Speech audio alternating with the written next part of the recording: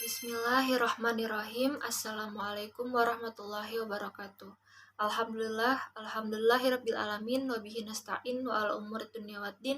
Wassalatu wassalamu ala asyrafil anbiya'i wal mursalin sayyidina wa maulana Muhammadin wa ala alihi wa sahbihi ajmain amma ba'd. Perkenalkan, nama saya Syahriya Aninisa Fitri dari Prodi PAI 3B.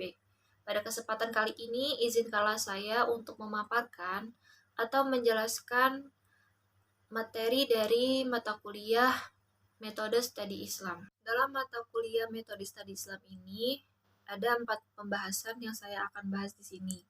Yaitu pertama ada pendekatan sejarah dalam studi Islam.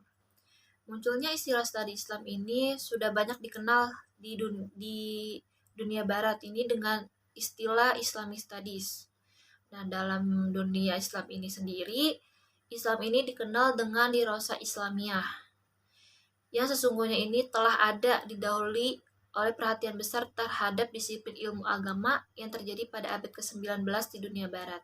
Dengan demikian, secara sederhana ini dapat ditemukan jawabannya, bisa dilihat dari segi normatif sebagaimana yang terdapat dalam Al-Quran dan Hadis. Maka Islam ini lebih merupakan agama yang tidak dapat diberlakukan kepadanya paradigma ilmu-ilmu pengetahuan, yaitu paradigma analitis, kritis, metodologis, historis, dan empiris. Sebagai agama, Islam ini lebih bersifat memihak, romantis, apologis, dan subjektif.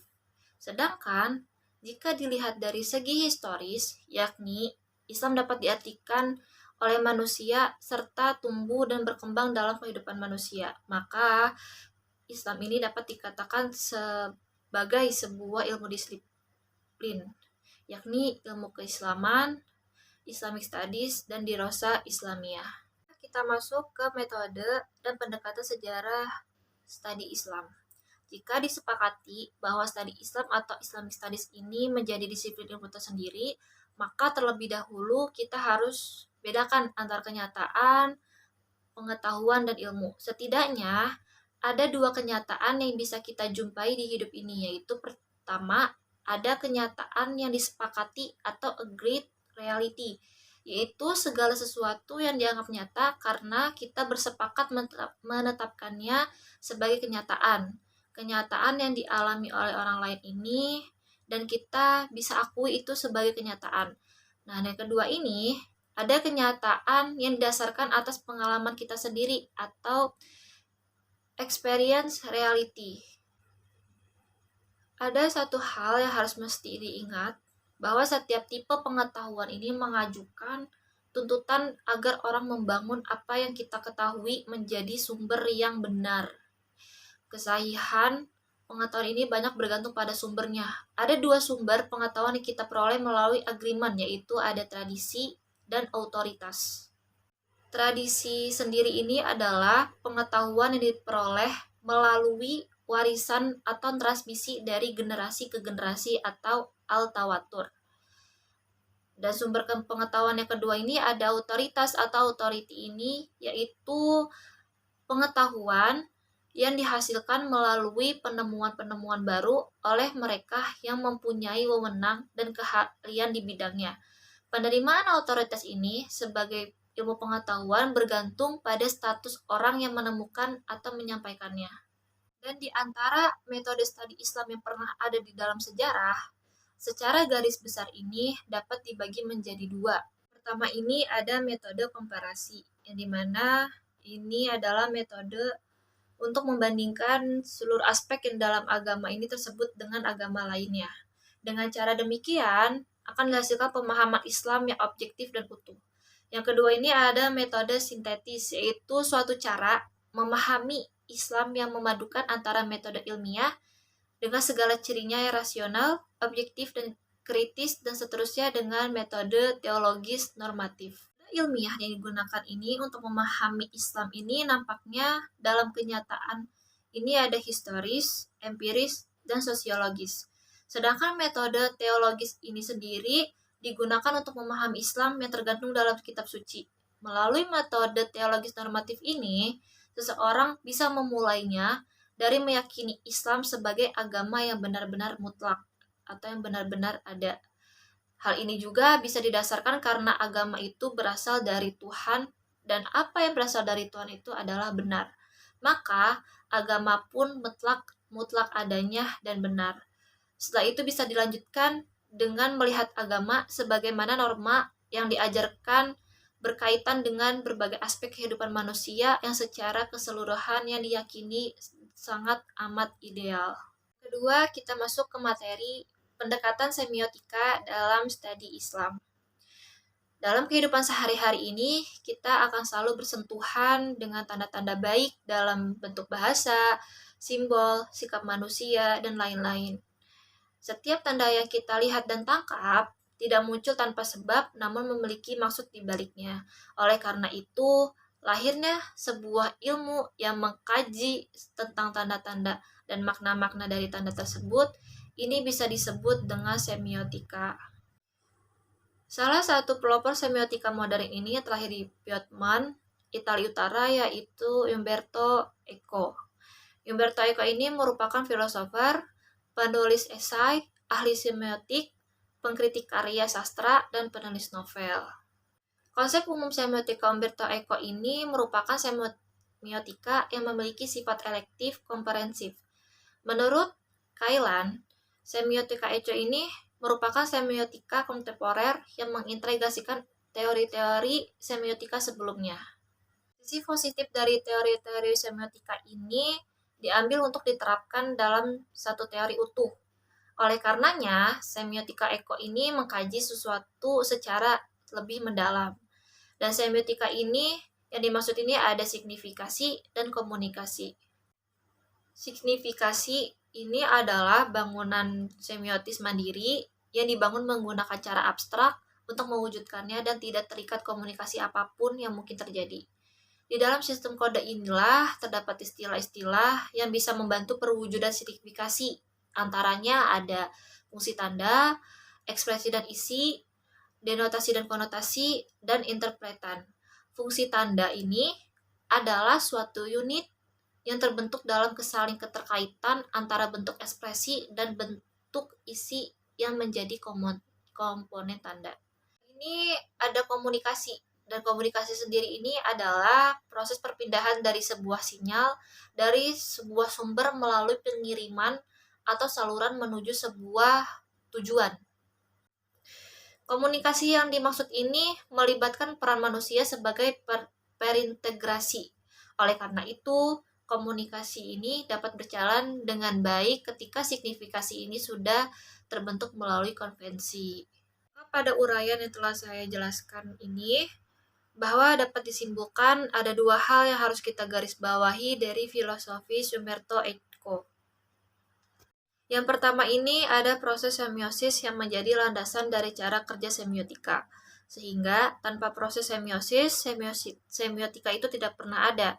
Semiosis ini menjadi dasar semiotika karena dapat menuntun para pembaca tanda untuk menemukan sebuah arah kebenaran yang lebih rasional.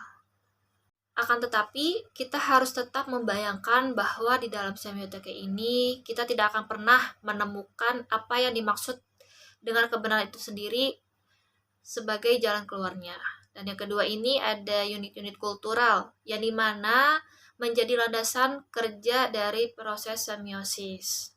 Nah, tanpa unit-unit kultural ini, pembaca ini diisyaratkan tidak pernah membaca isi dari sebuah ekspresi tanda. Oleh karena itu, kita tidak bisa terseret pada pembaca suatu tanda yang didasarkan pada entitas kultural.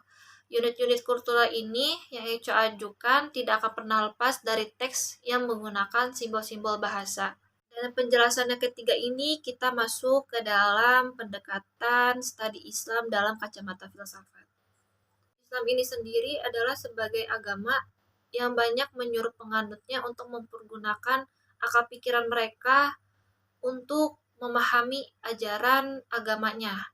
Namun, demikian, pendekatan metode seperti ini itu masih kurang diterima oleh kaum tradisionalis atau formalistis, karena mereka ini cenderung lebih memahami agama ini hanya sebatas melakukan ajaran-ajaran formalitas aja, dan melakukan pengalaman agama yang sebelumnya telah disampaikan oleh orang kaum lama tersebut.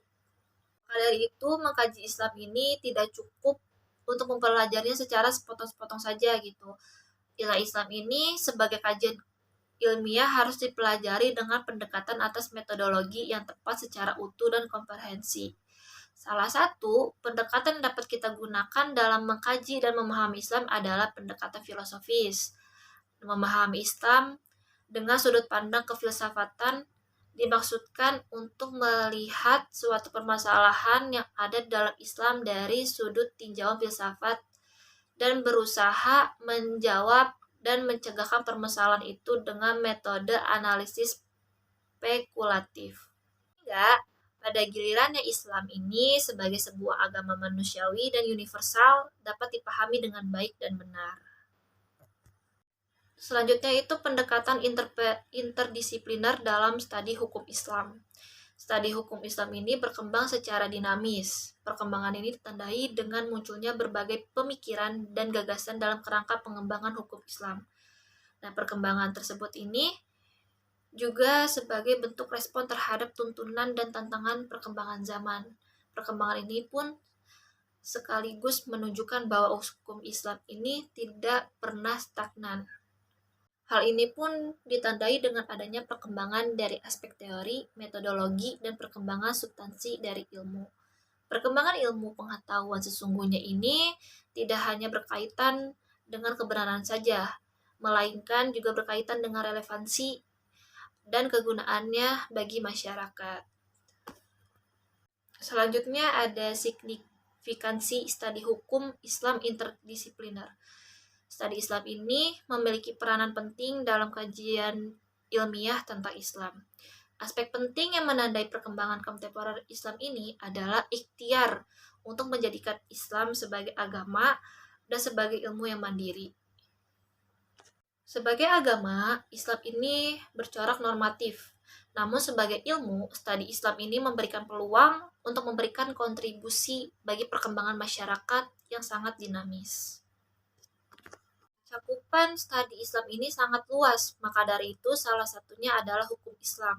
Menurut Muhammad Atha Muzar, fokus studi Islam adalah aspek hukum dari ajaran Islam, baik aspek isi, penjabaran, atau penerapan ajaran. Selain itu, fokusnya juga respon dari lingkungan sosial budaya terhadap penerapan ajaran Islam. Namun demikian, studi hukum Islam ini juga bisa kita lihat sebagai bagian dari studi hukum karena objeknya adalah hukum Islam. Maka sebagai bagian dari studi Islam atau studi hukum Islam ini memiliki 3 cakupan, yaitu yang pertama ada isi ajaran Islam tentang hukum, upaya penjabaran dan penerapan hukum itu untuk mengikuti perkembangan zaman, dan respon lingkungan sosial dan budaya terhadap penerapan hukum tersebut. Ada operasionalisasi studi hukum Islam interdisipliner. Menurut Muhammad Atha Muzar, pemikiran hukum Islam ini ada 4, yaitu peraturan perundang-undangan di negeri Muslim, keputusan pengadilan, kitab fikih, dan fatwa-fatwa ulama. Maka dari 4 jenis pemikiran hukum Islam ini menjadi objek studi ini sesungguhnya sangat dinamis. Perkembangan pemikiran hukum Islam terus berlangsung seiring dinamika perkembangan zaman. Pada titik inilah kajian dan penelitian hukum Islam selalu terbuka setiap waktu.